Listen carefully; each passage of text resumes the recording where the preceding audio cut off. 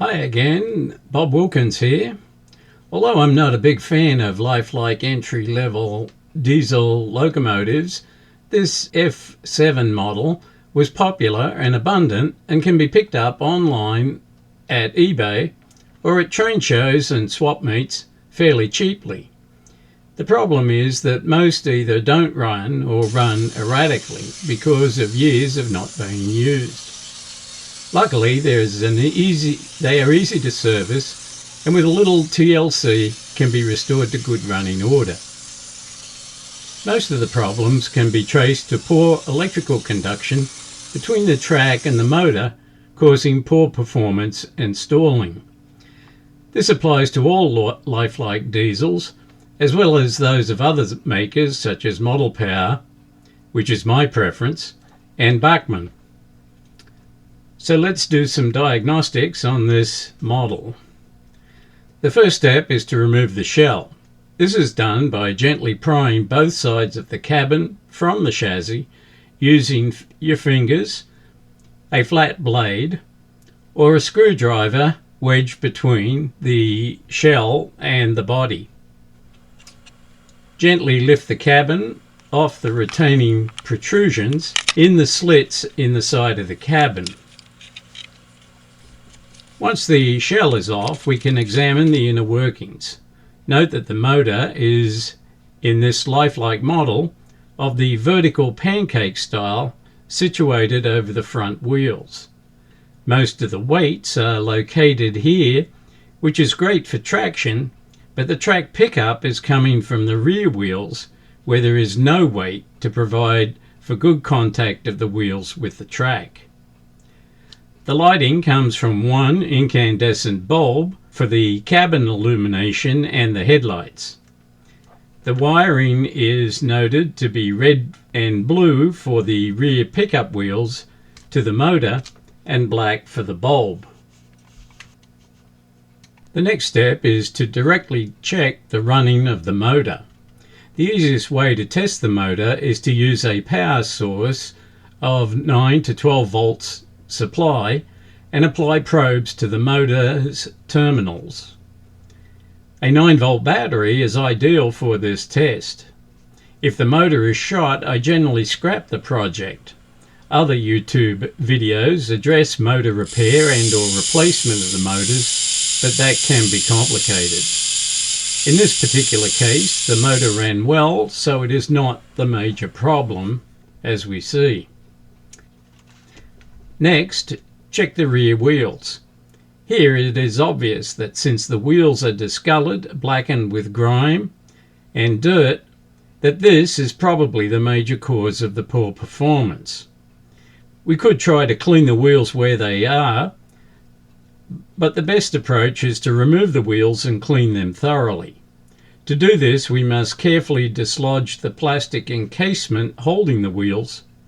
2 clips at both ends here secure the wheel holder to the housing. It is best to remove the truck from the chassis that is holding the truck in order to remove the wheels. 2 tabs on either side on the truck mount are rotated to line up with the offset holes so that the truck can be pulled out from the chassis. Now the locking clips are gently pried to release the wheel holder. These lifelike wheels are usually brass, measuring around 1.2 centimeters in diameter at the tread. Replacement with a nickel-silver wheel set, if you can find them, is recommended. Instead, we will clean these wheels. After washing and drying with some soap and water, I place the wheel sets in a small jar of Coca-Cola. The weak phosphoric acid and carbonation of the Coca-Cola acts to soften and lift some of the grime and oxidation. After drying, I cleaned off the junk with a Q-tip soaked in odorless mineral spirits, and finally polish the brass with a track cleaner. Be sure to clean the inside surface of the wheels where the wipers will contact the wheel. The clean wheels are shown here. here is a comparison between a clean and dirty wheel. Also note that the wheels have an insulator plastic bushing on one side. When reattaching the wheels onto the truck, make sure that these are set opposite one another to ensure correct electrical pickup. Also be sure to include the cleaning of the wipers with the same mineral spirit Q-tip procedure. Once clean, the wheels are reassembled onto the truck. Be sure that the wipers press against the inside of the wheel when the wheel cover is reattached. The cover should clip back into place. In this case, since one of the clips holding the wheels had broken off, it was necessary to repair. Options here would include gluing the holder to the truck frame, or to use a small fine nut and bolt, which was elected in this case. The truck is now reattached to the chassis by inserting the securing tabs through the offset holes and turning to straighten the wheels. To improve wheel contact for electrical pickup, a weight was added to the rear compartment. This can be either glued in or used double-sided tape.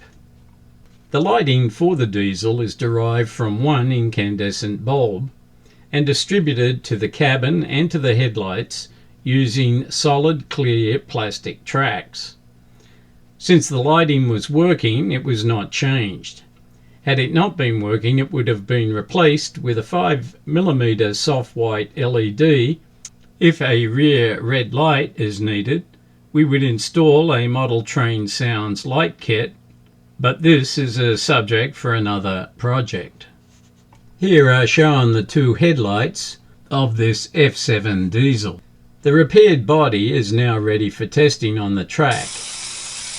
A significant improvement in operation is obvious. The cabin shell can now be reattached by slipping over the body and securing the tabs on the side of the body to the shell. The wheels are oiled with a drop of lube. And finally, the locomotive is ready for its test, plus a test of its hauling capacity. Thanks once again for viewing. As mentioned, these techniques can be used on other DC operating diesels to place them in good working order. Bye for now.